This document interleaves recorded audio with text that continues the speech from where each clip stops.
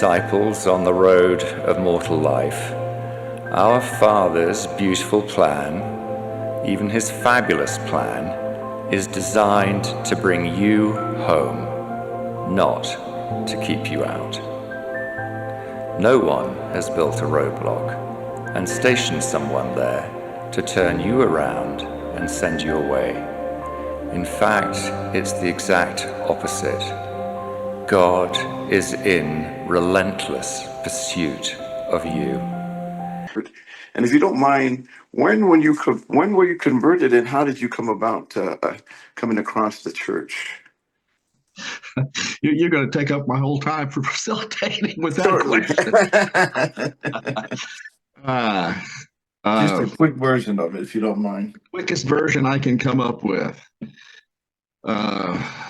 I joined the church in 1973 on my birthday.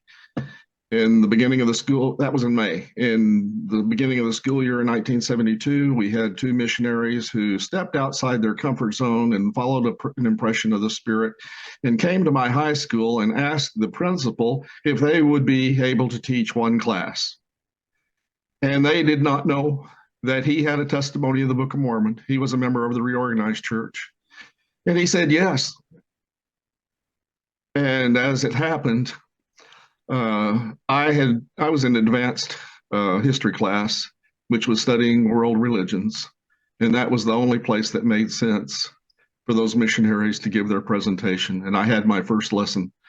Then, for an hour in my world history class at the beginning of the school year in 1972, I was 16. The teacher was upset about the whole thing and left the room.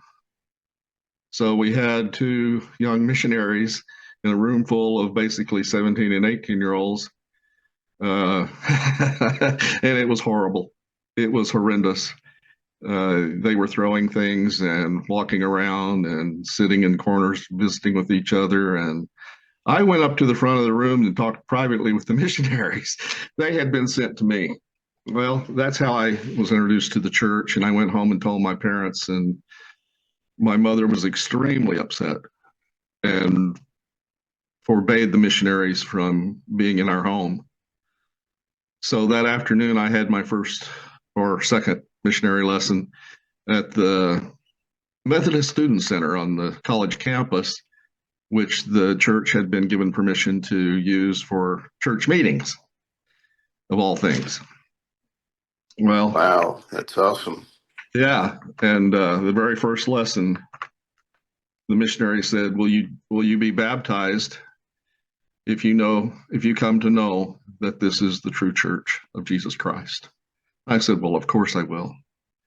And I wasn't so interested in being baptized as I was in getting an answer to prayer. I had never heard that prayer is actually answered, and I really wanted to know if that were true. And so my heart wasn't really pure, as you can tell. And so it took me a long time. The missionaries didn't know how to help me. It took me a long time. It took me 8 months. It took me the whole school year before I received an answer to prayer that I understood to be an answer of prayer. And when I did, I called missionaries, not knowing that they had been transferred a few times, and said, "I want to schedule my baptism for next week." And they said, "We can't do that." I said, "Well, of course you can. I've had the lessons. Now I have my answer, and I want to be baptized." And that was a difficulty, but we did also in lessons in a couple of hours one day to satisfy that requirement for the mission. And then the branch president that was conducting my baptismal interview didn't believe it. He was bumfuzzled, and he could not approve my baptism, but he couldn't disapprove it either. So we sat there for 2 hours while he was trying to figure out what to do. And finally I said, "President Graham, are you going to let me be baptized?" And he couldn't say no. So I was baptized on my birthday, on my 17th birthday. Wow. In a borrowed church, because the Methodists don't baptize by immersion. So the Seventh-day Adventist let us use their baptismal font. Wow, that is crazy. Now, was that Children. in San Antonio too? No, this was in Alpine, Texas. Awesome.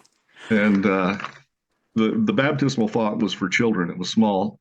And the missionary had never baptized anyone. And so he didn't move me to the edge of the baptismal font to give me more room.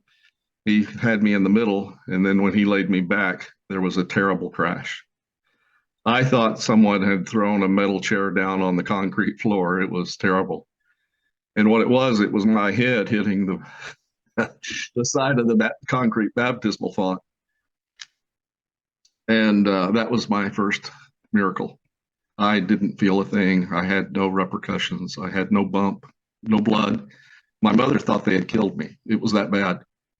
And anyway, I hope that's the short answer. That is amazing, Brother Corkins. We really do appreciate your joining us.